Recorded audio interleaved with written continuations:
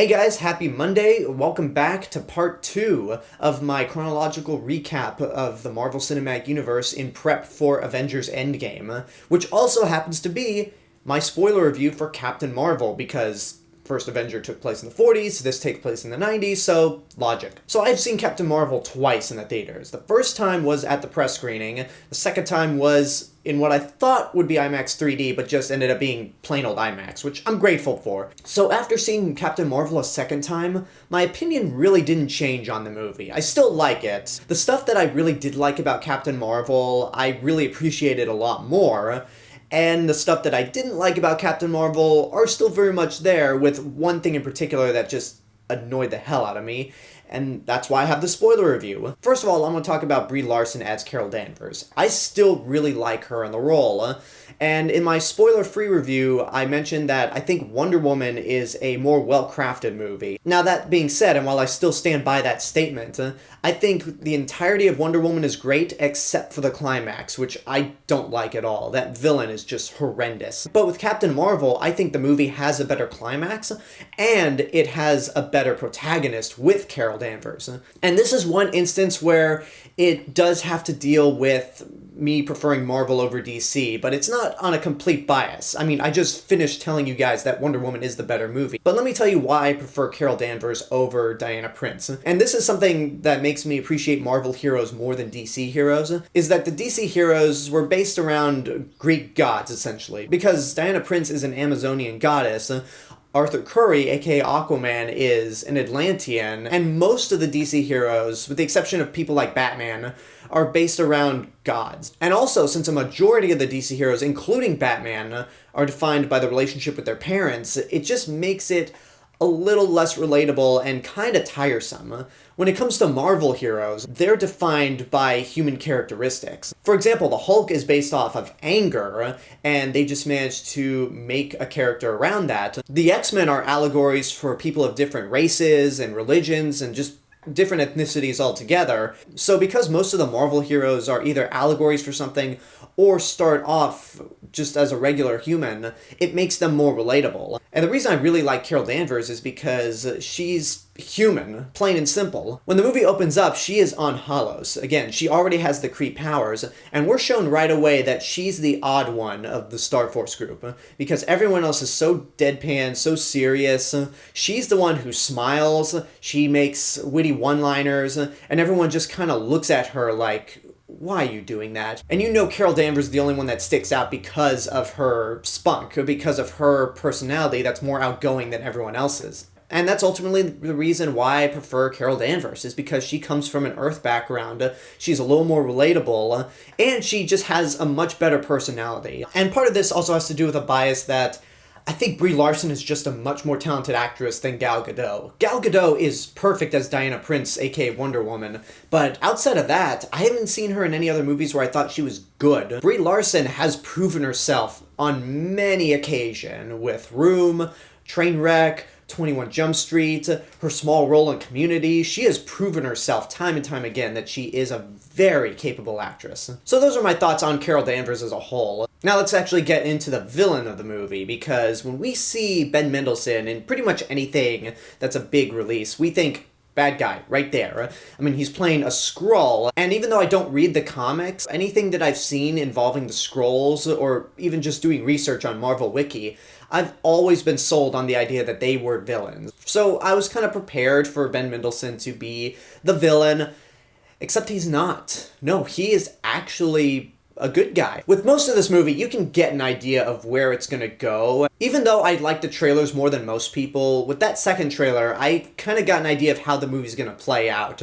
And for most of it, I was right. Carol Danvers starts off with the Kree powers. She comes to Earth, discovers her true background and where she actually came from, forcing her to turn on the Kree, and somewhere in between, the Skrulls are involved, with Talos being the one who kind of exposes her to her true past. But what I didn't see coming is that the Skrulls are actually refugees.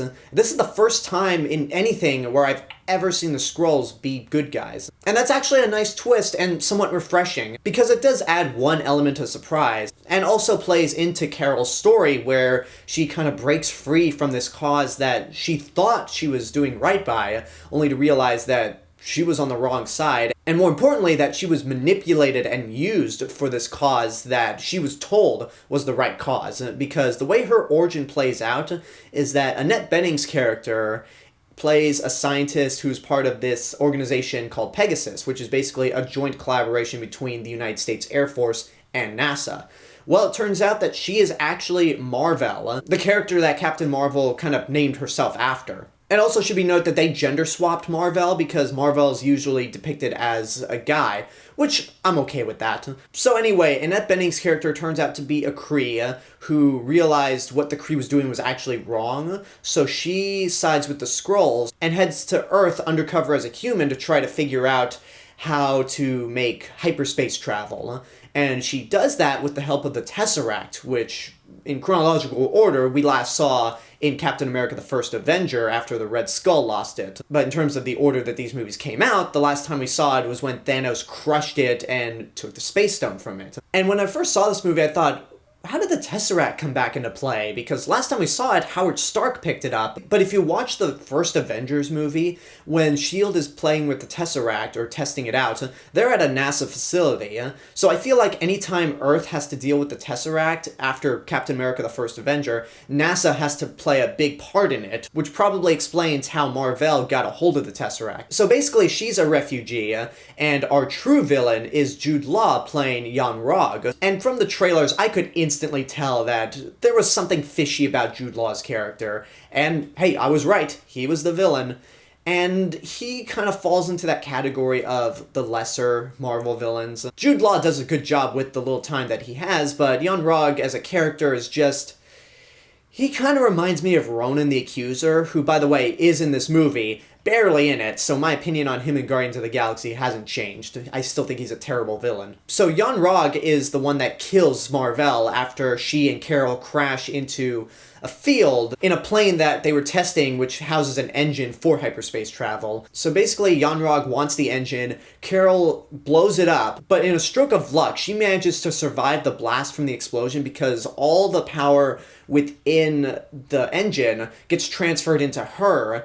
And once Yon-Rogg and the rest of the Kree take her back to Halos, she's wearing this little thing on her neck, sort of like the little zapper that Thor was wearing in Ragnarok. And I'm pretty sure throughout the movie she's oblivious to this thing because Jude Law always enforces her to control her powers. And it's not until later in the movie where it's finally revealed that they had control over her the whole time. So the villain is weak, but with other MCU movies with a weak villain, I can forgive that because of how well they get the hero down. And when we actually see Carol Danvers come into her own, gain her independence, and break free from the Kree, it's great, and it leads into a really badass climax, and officially sets her up as Captain Marvel, so we can be prepped for her when she arrives in Endgame. I'll get back to that detail a little later. So I want to talk about the stuff I did have issues with. One thing in particular really kind of irked me the wrong way. I mean, I don't hate this thing that I'm going to talk about eventually, but I'm on the fence about it. But first of all, I want to get back to the first half of the movie that I talked about in my spoiler-free review, because the main problem I had with it is that it really does start off slow, and the action scenes are just kind of underwhelming. And when Carol's trying to break out of the Skrull ship, a lot of the action scenes are too close and edited poorly, just as bad as in Batman Begins. Except in Batman Begins, that's the entire movie. And even when she arrives on Earth, the action scene where she chases down that one Skrull and they eventually fight on the Blue Line, it's kind of underwhelming. It's just not all that exciting. And part of that comes from the fact that I'm tired of comic book movies where there's a fight on a subway train. Can we just stop this altogether? I mean, Spider-Man 2 was fun, but for some reason, out of all the tropes in comic book movies, a fight in a subway is the one trope that just bugs me, and I just wish they'd stop it altogether. Yeah, those are my biggest issues with the first act of the movie. I still think it's a great idea to set the movie in the 90s, and maybe it's because I'm a 90s kid, but the 90s references really didn't hit me all that much, in the sense that they were in my face. If anything, I thought it was pretty subtle. I mean, yeah, Carol Danvers does crash into a blockbuster. Yeah, she does use her Kree technology to try to mend together a Game Boy and a payphone to try to get in contact with Star Force. Yeah, she's wearing a Nine Inch Nails shirt. Yeah, she goes to an internet cafe. But it just didn't really hit me over the head. And I like the songs that they picked for the soundtrack. They're catchy and really just made me go, Yeah, the 90s really was the last great era for music, at least for me. One thing I really didn't talk about in my spoiler-free review was Goose the Cat.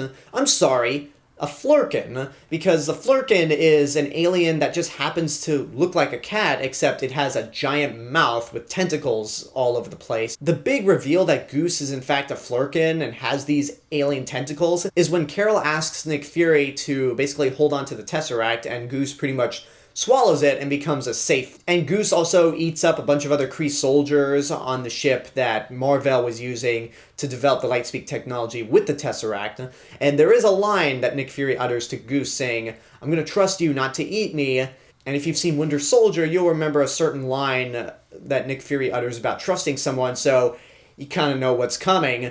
And this is the one thing in the movie, like, in terms of all the prequel elements that Captain Marvel does, which I don't think they do a whole lot, this is the one thing where I'm like, we didn't need to know that. Because if you want to know how Nick Fury loses his eye, Goose scratches it. I mean, in the movie's defense, it is an alien that just happens to look like a cat, but at the same time, I mean, when the second trailer came out, we all made a joke about Goose being the one that causes Nick Fury to lose his eye, but we didn't think they'd actually take this through, so I'm on the fence about that, because, again, it is an alien technically, but it's still a cat. And the way the scene plays out, it seems like they just kind of put it in at random, and it plays very much like a sitcom moment, even down to the prototype of the S.H.I.E.L.D. Quinjet just flying off into the sunset. I mean, I did laugh at the joke where Coulson asks Fury if the reason he lost his eyes because he fought the Kree for the Tesseract, and Fury just responds with, "I will neither confirm nor deny that." But that's still on the fence about that whole thing. So that's the one prequel explanation that the movie does where I'm like, I didn't need to know that. Now, the other thing that this movie does is where the name Avengers came from. After Carol leaves Earth with Talos and the rest of the Skrulls to try to help them find a new home, Nick Fury is working on a project to bring together a group of remarkable people, so when the Earth needed them, they could fight the battles that S.H.I.E.L.D. never could. And at first, it's called the Protector Initiative, but then Nick Fury is looking through Carol's files when she was a pilot on Earth before she got the Kree powers, and he notices that the call sign on her jet is Avenger, Carol Avenger Danvers. And I don't have a problem with that, actually, because Carol Danvers is obviously going to show up in Avengers Endgame, so it's a very nice way to show us how the origin of the team's name started, and it's a nice way to tie everything together once Carol Danvers actually joins the Avengers. Now let's get into the two stingers of the movie. I'm going to talk about the second one right away, which is pretty much Goose coughing up the Tesseract on Fury's desk.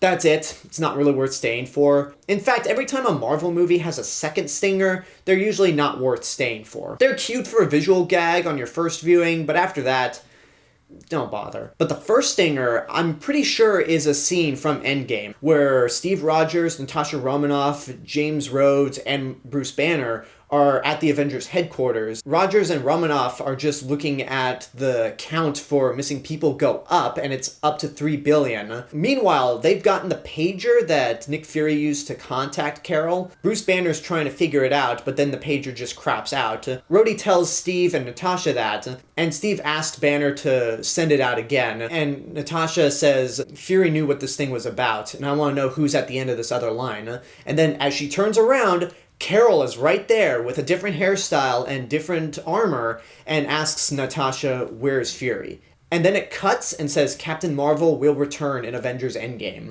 And that got a huge applause both times I saw the movie, and it's just a great sequence. And with that sequence, I think we could kind of piece together how the first 20 minutes of the movie might play out, because the marketing of the movie is only going to show the first 20 minutes. And it seems like it's going to mostly take place on Earth. And if you watch the Super Bowl trailer for Avengers Endgame, there are two shots where it looks like they digitally erased someone. I'm pretty sure at this point that that was Carol Danvers, because they wanted to save that reveal for this post-credit scene. And man, is it a good reveal. And we're gonna get another trailer for Endgame, and I feel like at this point, it's okay to show Carol Danvers. Because when we got the first trailer for Infinity War, it was after Thor Ragnarok, so they were allowed to show Thor with his eye patch.